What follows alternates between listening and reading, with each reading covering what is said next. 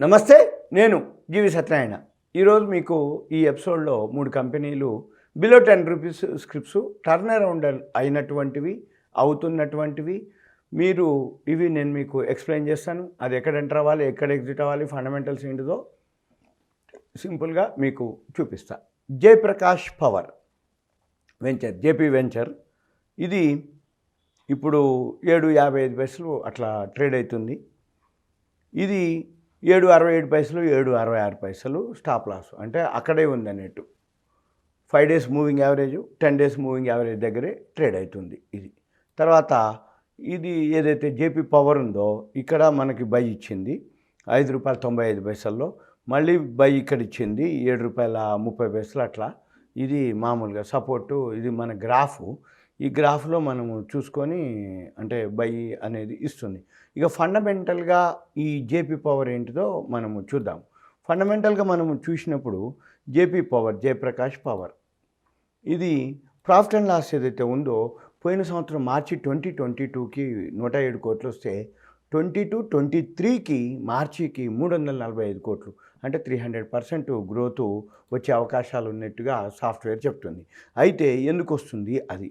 అయితే పోయిన సంవత్సరం ఇక్కడ ఫస్ట్ క్వార్టర్ గమనించినట్టయితే జూన్ 2021లో 4 కోట్ల లాభం వస్తే ఈ సంవత్సరం ఫస్ట్ క్వార్టర్లో 242 కోట్లు వచ్చింది.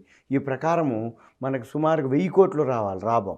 అంటే ఫస్ట్ క్వార్టర్ 242 కోట్లు, అది కనుక మెయింటైన్ అలానే చేస్తే 1000 కోట్లు వస్తుంది. పోయిన సంవత్సరం 100 కోట్లు వస్తే ఈ సంవత్సరం 1000 కోట్లు వస్తే 10 రెట్లు, అంటే ఇప్పుడు ₹7 ఉన్న షేరు ₹70 దాకా పోయే అవకాశాలు ఉంటాయి. అయితే ఇది ఎక్కడ వస్తుంది, ఎందుకు వస్తుంది అంటే అదే కనుక 1000 కోట్లు కనుక ఏప్రిల్ మేకి కనుక రిజల్ట్స్ చూపించగలిగినప్పుడు ఒకటి. రెండోది, ఇప్పుడు అక్టోబర్లో మళ్ళీ సెకండ్ క్వార్టర్ రిజల్ట్స్ వస్తాయి. ఈ సెకండ్ క్వార్టర్ రిజల్ట్స్ కూడా మళ్ళీ 345 కోట్లు ఫస్ట్ క్వార్టర్లో వచ్చింది. సేమ్ అలానే కనుక మెయింటైన్ అయితే ఇది సెకండ్ క్వార్టర్కే మీకు వన్ టైంకి ఇచ్చేస్తుంది. 14, 13, ₹15 ఈజీగా వస్తుంది. ఇక తర్వాత ఇది బ్యాలెన్స్ షీట్లోకి వస్తే 6,853 కోట్లు షేర్ క్యాపిటలు, 3,536 కోట్లు రిజర్వ్లు, అంటే రెండు కలిపితే సుమారుగా 10,300 కోట్లు ఉన్నాయి. అయితే అప్పులు కూడా 5,000 కోట్లు ఉన్నాయి. ఇంకా బ్యాలెన్స్ ఒక 5,000 కోట్లు ఉంటుంది. ఇక తర్వాత క్యాష్ ఫ్లో వచ్చి 22 కోట్లు, అంటే రియల్గా ఆ కంపెనీకి క్రెడిట్స్ కాకుండా వచ్చిన క్యాష్ ఫ్లోని క్యాష్ ఫ్లో అంటాం, క్యాష్ వచ్చింది దాన్ని. ఇక మెయిన్ ఇక్కడ డ్రాబ్యాక్ ఎక్కడ వస్తుందంటే జేపీ పవర్లో ప్రమోటర్ స్టేక్ ఓన్లీ 24% ఉంది. ఎక్కువ శాతం పబ్లిక్ దగ్గరే ఉంది, 50%. అందుకని ఈ షేరు పెరిగే అవకాశాలు అంటే ఒక ₹1.5 పెరగగానే సెల్లింగ్ ప్రెషర్ వస్తుంది. ఎందుకంటే ఎక్కువ మంది దగ్గర ఉంది కాబట్టి తక్కువలో కొనుక్కున్న వాళ్ళంతా కూడా ఎగ్జిట్ అయ్యే అవకాశాలు కనపడుతున్నాయి. తర్వాత చార్ట్ వచ్చి మీరు ఇది చూడొచ్చు. 50 days మూవింగ్ యావరేజ్ పైనే ఉంది, 100 days మూవింగ్ యావరేజ్ పైనే ఉంది, 5 days moving average, 10 days moving average దగ్గరలోనే ఉంది. ఇది సింపుల్గా జేపీ పవర్ యొక్క ఇన్ఫర్మేషన్. ఇంకో కంపెనీ చూద్దాం. జేపీ పవర్ తర్వాత ఇంకో కంపెనీ వచ్చి మనకిప్పుడు సుజలాన్ ఎనర్జీ. ఈ సుజలాన్ ఎనర్జీ ఏదైతే ఉందో ₹8.20గా ట్రేడ్ అవుతుంది సుజలాన్ ఎనర్జీ. ఈ సుజలాన్ ఎనర్జీ గురించి చూస్తే మనము కంపెనీ ప్రాఫిట్ అండ్ లాస్లో 2,256 కోట్లు రాబోయే సంవత్సరానికి వస్తున్నట్టుగా చూపిస్తుంది. మనము క్వార్టర్స్లోకి వెళ్ళినట్టయితే క్వార్టర్స్లో ఫస్ట్ క్వార్టర్లో లాస్ట్ ఇయర్ ఫస్ట్ క్వార్టర్లో 22 కోట్లు వస్తే ఈ సంవత్సరం అదర్ ఇన్కమ్ రావడం జరిగింది ఫస్ట్ క్వార్టర్లో. అందుకని 2,433 కోట్లు సుజలాను ప్రాఫిట్ చూపిస్తుంది అనమాట. అయిన తర్వాత ఇక బ్యాలెన్స్ షీట్లోకి వచ్చేటప్పటికి 1,843 కోట్లు షేర్ క్యాపిటల్, రిజర్వ్లు వచ్చి 5,369 కోట్లు, అప్పులు వచ్చి 6,465 కోట్లు. ఇక తర్వాత cash flow okay, cash flow కూడా రియల్గా 239 కోట్లు ఉంది క్యాష్ ఫ్లో. తర్వాత ఇందులో కూడా మెయిన్ డ్రాబ్యాక్ వచ్చి ప్రమోటర్ స్టేక్ మినిమం అనమాట 14.92. మనం ఏదైనా ప్రమోటర్ స్టేక్ చూస్తే 51% అబోనే ఉండాలి, కానీ ఇది కూడా బాగా తక్కువలో ఉంది. రిస్క్ ఇన్వాల్వ్మెంట్ ఎక్కువ ఉంటుందని అర్థం. పబ్లిక్ దగ్గరే 63% ఉంది. అందుకని ఈ సుజలాన్ మూమెంటు అంతగా అంటే జనాల దగ్గర ఎప్పుడైతే ఎక్కువ షేర్లు ఉంటాయో పెరిగింది అనుకోండి కొంచెం ఏమంటే సెల్లింగ్కి ప్రెషర్ ఎక్కువ వస్తుంది. ఇక చార్ట్ విషయానికి వస్తే ₹8 దగ్గరలో ఉంది. 50 days moving average, 100 days 200 days moving average కాడనే ఉంది. మామూలుగా మళ్ళీ మనము ఈ సుజలాన్ ఏదైతే ఉందో ఇక్కడ కూడా మనకి రూ. 8.33 5 డేస్ మూవింగ్ యావరేజ్, రూ. 8.22 10 డేస్. అంటే అక్కడక్కడే అది ఉన్నట్టుగా తెలుస్తుంది. ఇక నెక్స్ట్ మామూలుగా గ్రాఫ్లోకి వచ్చేటప్పటికి సుజ్లాన్ ఎనర్జీ ఇది ఎక్కడ బై ఇచ్చిందంటే ఇక్కడ ఇచ్చింది రూ. 6.30లో బై ఇవ్వటం జరిగింది. మళ్ళీ ఇప్పుడు కొంచెం ఫాలో అవుతుంది. మన పని ఏంటిది? బై వచ్చినప్పుడు బై చేయటం, సెల్ వచ్చినప్పుడు సెల్ చేయటం, సింపుల్గా ఇటువంటివన్నీ రిస్క్తో కూడుకుంది.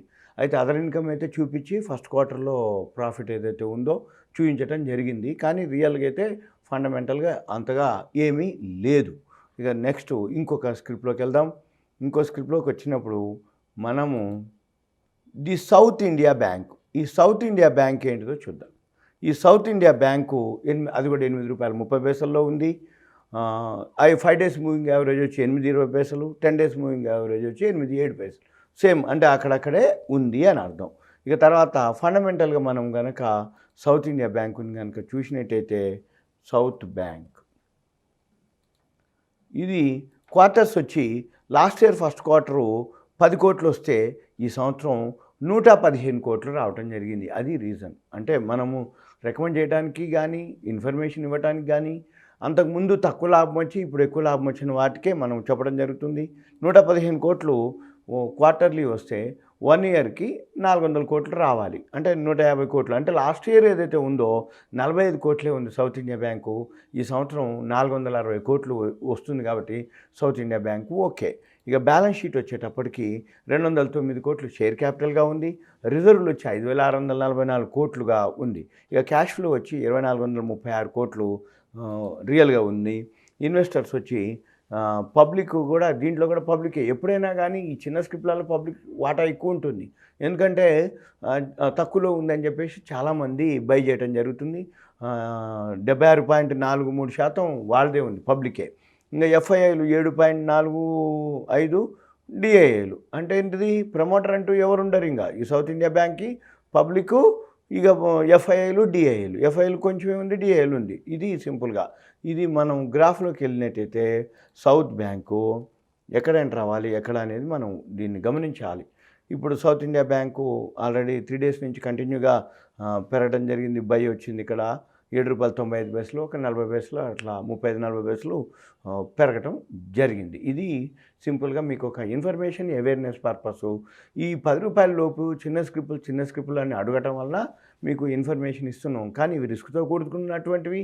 ఇవి ఉన్నదే, వీటిని పెన్నీ స్టాక్స్ అంటారు.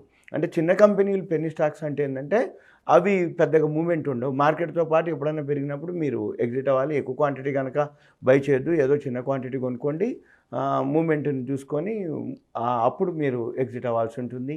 ఎందుకోసం అంటే south India bank okay, results పరంగా రాబోయే రోజుల్లో మీరు చూసుకొని ట్రేడింగ్ చేసుకోవాలి. ఇది నా నుంచి ఇన్ఫర్మేషన్. ఇది education, knowledge purpose, awareness purpose.